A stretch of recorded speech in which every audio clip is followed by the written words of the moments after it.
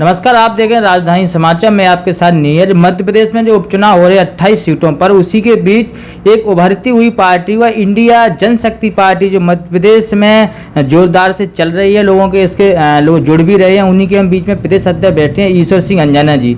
उनसे हम चर्चा करते हैं कि कहाँ अपने प्रत्याशी उतारे जा रहे हैं और कहाँ कहाँ इनकी बैठकें और रैलियाँ शुरू हो गई। जी नमस्कार, राजधानी समाचार में सबसे पहले आप सबको नमस्कार जी। अभी मध्य प्रदेश के जो उपचुनाव हैं 28 सीटों पे, उस सभी पे पार्टी अपने उम्मीदवार खड़े कर रही हैं।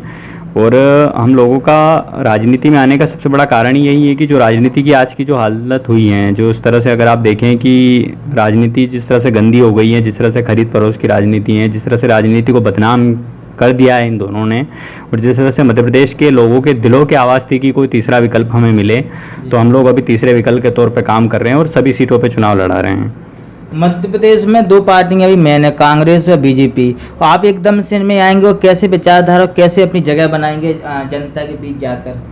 जी, अगर अपन बात करें कि जैसे आपने कहा कि अभी मध्य प्रदेश में दो पार्टियां बीजेपी और कांग्रेस, तो ये बात पुरानी हो गई है। आज मध्य प्रदेश में एक ही पार्टी है, वो है बीजेपी कांग्रेस। तो BCP कर सकते हैं आप, बीजेपी प्लस कांग्रेस एक ही है, आज अलग अलग नहीं रही है।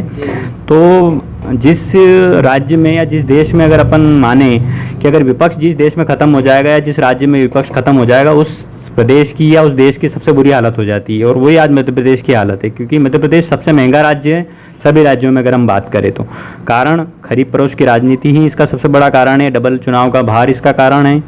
तो कहीं ना कहीं लोगों को दिलों से भी आवाज़ निकल रही थी, और कहीं से कहीं अगर आम आदमी की बात करें तो वो इन दोनों पार्टियों से परेशान था, क्योंकि इन लोगों की गंदी राजनीति की वजह से किसानों को टाइम पे मुआवजा नहीं मिला, नौकरियां नहीं मिल रही हैं। जिस प्रकार से मध्य प्रदेश की हालत है वो बहुत ही दयनीय हालत है। तो लोगों की दिलों की इच्छा भी अगर आप जाके पूछेंगे तो उन्हें तीसरे विकल्प की ज़रूरत थी, और हम आज इन दोनों से ऊपर हम अपने आप को मानते हैं, क्योंकि हम लोगों ने जनसेवा करी है। और हम लोग जो चीज़ लेके आ रहे हैं, राइट टू रिकॉल, जिसकी हम बात करें राइट टू रिकॉल की, तो खरीद फरोश की राजनीति को ख़त्म करना उसका मकसद है। उसमें राइट टू रिकॉल में जो हमारे विधायक या जिस प्रकार के लोग जिसको समर्थन देंगे, वो जो चुन के आएंगे, वो किसी भी प्रकार की सरकारी सुविधा नहीं लेंगे। तो सबसे बड़ा बदलाव राजनीति में यही आएगा।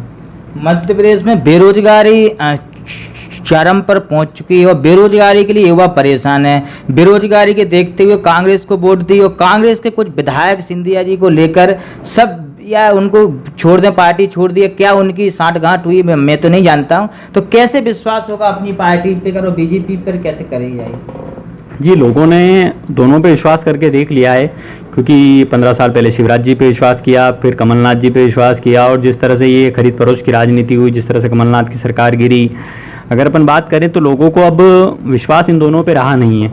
और तीसरे विकल्प पे लोगों को विश्वास करना इसलिए आसान होगा क्योंकि हम लोग जो मैन्युफैक्चर लेके आए हैं, हम लोगों ने ये नहीं कहा कि हम हवाई जहाज़ के लिए पट्टियाँ बना देंगे या आपके लिए कहीं महल खड़े कर देंगे। हम लोग ये ऐसा कुछ नहीं कर रहे हैं। हम लोग सिर्फ ये कहते हैं कि हम राजनीति को सुधारेंगे।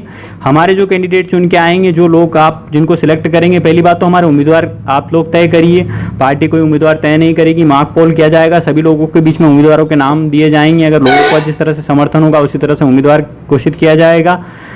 उसके बाद जो हमारे जो उम्मीदवार जीत के आएंगे वो किसी प्रकार की कोई सरकारी सुविधा नहीं लेंगे, जो राजनीति में एक बहुत बड़ा बदलाव है, जिससे जिन लोगों को ये सोच के राजनीति में आते हैं कि हम राजनीति में जाएंगे, पैसा कमाएंगे, बंगला बना लेंगे, वो लोग ऑलरेडी हमारी पार्टी के साथ राजनीति में नहीं आएंगे, क्योंकि हम लोग पहले ही उनसे इस बात का एक मैन्युफैक्चर तैयार करवा रहे हैं, एक CD तैयार करवा रहे हैं, जिससे वो लोग जो वादे कर रहे हैं जनता को वो पूरे करना अनिवार्य है, और किसी प्रकार की सैलरी या सरकारी सुविधा नहीं लेनी है। तो जिसको जन सेवा की इच्छा होगी वही हमारे साथ आएगा।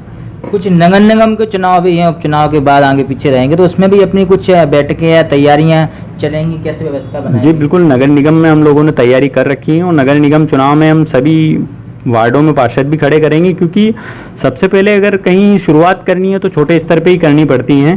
तो हम लोग हर जगह सफाई कर रहे हैं, हमने कहीं एक जगह सफाई अभियान नहीं चलाया है, हर जगह सफाई अभियान चल रहा है। नगर पालिका ले लीजिए, आप विधानसभा चुनाव ले लीजिए या लोकसभा चुनाव ले लीजिए, कहीं ना कहीं मध्य प्रदेश में बहुत युवा हैं और जो गांव देहात के लोग हैं, उनको आशा उठ चुकी है बीजेपी और कांग्रेस। एक को वोट दिया तो वो उनसे मिल लिए, दूसरे को बनाया तो वो पार्टी छोड़ दिए, विधायक इधर से उधर पहुंच गए। तो ऐसे में क्या अपन को इसका लाभ मिलेगा क्या?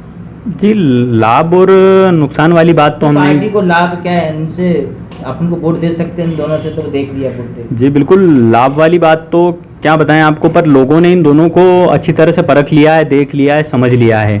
आज मध्य प्रदेश की जो हालत है वो इन दोनों पार्टियों की वजह से हुई, क्योंकि तीसरा विकल्प आया नहीं आज तक मध्य प्रदेश में। अगर देखें राजनीति मध्य प्रदेश की तो लोगों को विश्वास दिलाने के लिए इतना काफ़ी है कि लोगों ने दोनों पे विश्वास किया, तो हर आदमी आज सोच रहा है कि एक बार तीसरे पे विश्वास करके देखें। और हमारे पे विश्वास करने के लिए हम जो उन लोगों को अधिकार दे रहे हैं, हम लोग खुद कोई अधिकार नहीं रख रहे हैं। जो हमारे पार्टी के विधायक हैं वो भी जो सीडी बन रही है उसमें राज्यपाल जी को एक कथन और एक सत्यापन दिया जाएगा, जिसमें ये कहा जाएगा कि अगर 60% जनता अगर नाराज़ होती है या 50% जनता अगर हमसे नाराज़ होती है तो हमारी सदस्यता खारिज कर दी जाए और हम भविष्य में कभी चुनाव नहीं लड़ पाएँ, ऐसी एक हमारे ऊपर नियम लगाया जाए। ठीक है, आपका बहुत बहुत आभार जो हमको समय निकाल के दिया। जी बहुत बहुत धन्यवाद। तो ईश्वर सिंह अंजाना जी थे हमारे साथ। तो इंडिया जनशक्ति पार्टी जो मध्य प्रदेश के लगभग जो 28 सीटों पर चुनाव हो रहे उम्मीदवार उतार रहे हैं, हमने उनसे चर्चा की भी। अब जहां इनके उम्मीदवार उतरेंगे विधानसभा क्षेत्र में, वहां भी जाएंगे, हम चर्चा भी करेंगे। Subscribe now and press the bell icon. Never miss an update.